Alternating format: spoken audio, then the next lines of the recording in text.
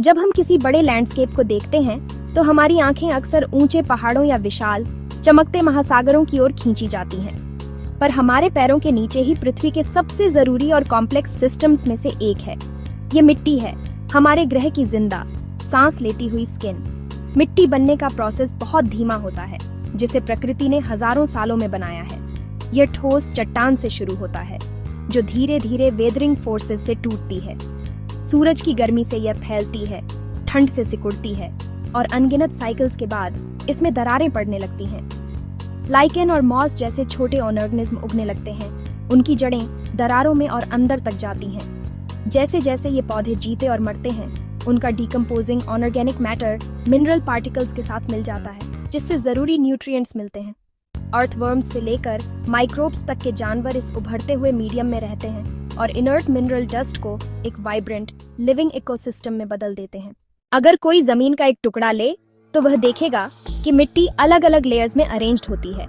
इस vertical cross section को soil profile कहते हैं। सबसे ऊपर हमें ओ हॉरिज़न मिलता है, जो लगभग पूरी तरह से डिकम्पोजिंग पत्तियों, टहनियों और अनऑर्गेनिक अवशेषों से बना होता है।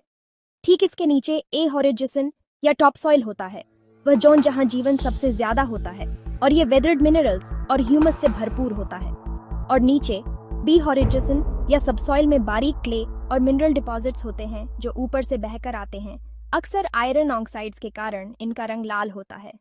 सबसे नीचे सी हॉरिज़न में पार्शियली वेदर्ड पैरेंट मटेरियल होता है, जबकि आर हॉरिज़न खुद अनवेदर्ड बेडरॉक होता है।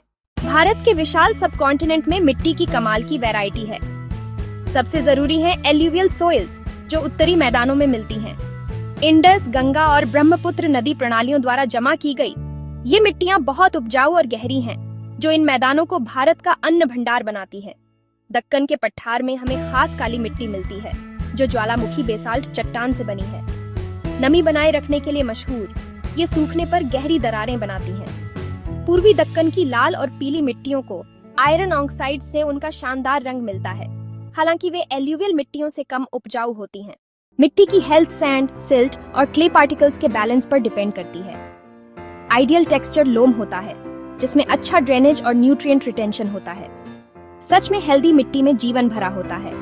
अर्थवर्म्स, फंगी, बैक्टीरिया और माइक्रोब्स लगातार फर्टिलिटी और स्ट्रक्चर बनाए रखने के लिए काम करते रहते हैं। अपनी इंपॉर्टेंस के बावजूद मिट्टी पर लगातार खतरा मंडराता रहता है।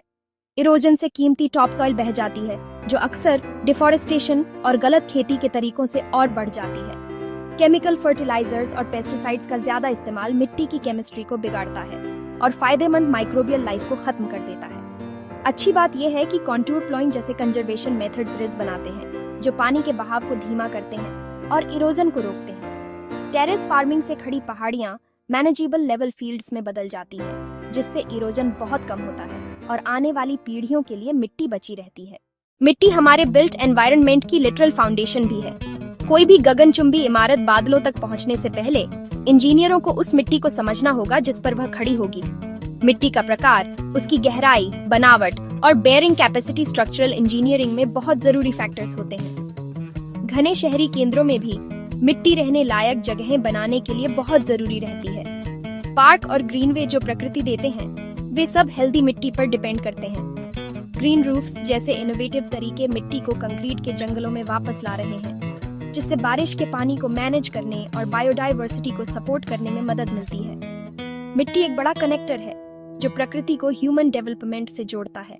यह हमारे भोजन का स्रोत है, हमारे घरों की नींव है और हमारे पानी का फिल्टर है। जैसे जैसे हम बढ़ती आबादी और बदलते क्लाइमेट का सामना कर रहे हैं, इस कीमती रिसोर्स को बचाना पहले से कहीं ज्यादा जरूरी हो गया है, क्योंकि हमारे पैरों के नीचे की मामूली मिट्टी में ही पृथ्वी पर सभी जीवन के लिए एक हेल्दी फ्यूचर की नींव है।